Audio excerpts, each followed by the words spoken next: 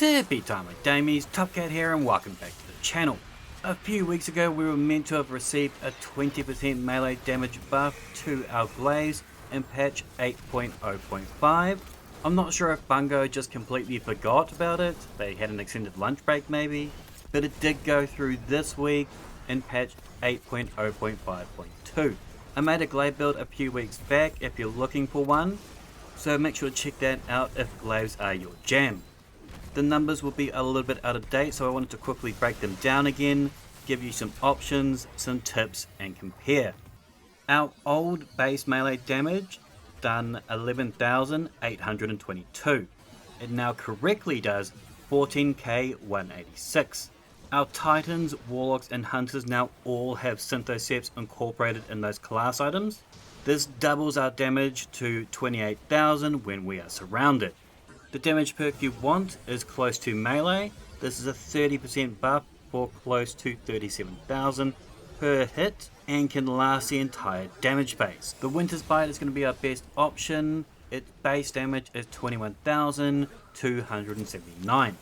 With Synthos we hit 42.5k.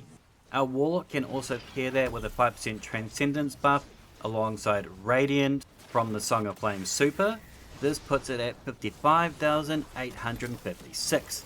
The Winter's Bite has that perk called Winter's Edge. This weapon's melees deal increased damage and slow targets.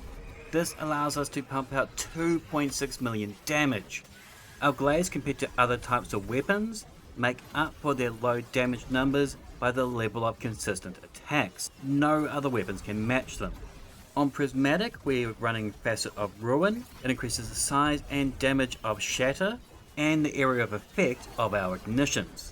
Now just because Song of Flame has abilities doesn't mean we need to use them. If we don't use them we can last a full damage phase using Radiant.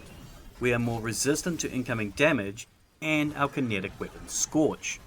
If you weren't aware already, our Glaives may have affinities, but their melee attacks actually do kinetic damage.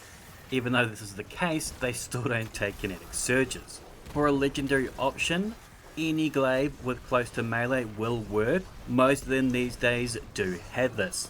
Make sure to put aside an enemy before a damage phase, shoot it. It's got a 10-second timer on that, but once we start the melee, it holds that timer. I managed to get up over 2 million damage with this perk. We can also use Transcendence during a damage phase to give us more damage resistance and another 5% weapon damage. It will last about 20 seconds without a kill. On that class item, Syntho is just a given, but our Warlock can also roll Necrotics in that second slot to add yet another tick damage. This works particularly well if we compare it with Unravel Particles. Now for a comparison, I've got a Whirlwind Blade sword here with no surges and the same buffs that we've been using for the Glaives, and it does 1.6 million damage. If you are going to be glaving, make sure you've turned on full auto melee in the gameplay options. Most people might be familiar with the 3-hit combo. This generic melee will just spam this boss down in 4.75 seconds, but if you hold down guard before you melee, you do a 2-hit combo. This drops him down in 4.25 seconds. I wanted to take a look back at our previous Glaive god, the Berserker Titan. Banner of War got a bit of a timing nerf and quite the big health nerf. It can do more damage, but its survivability lets it down a little now. But the reality of it is, it just requires way too much prep now. You need to get 20 odd kills leading up to that damage phase and then perfectly time it leading into it. Warlock just came easy, pop and play, so I would use the Warlock over the Titan now.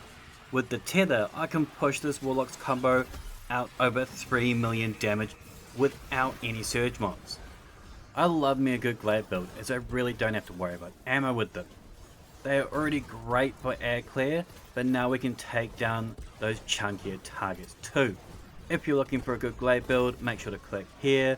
I would love to hear your thoughts in the comments down below. Make sure to thumb it if you dug it, sub if you're new, and as always, tippy time my damies, what a tie.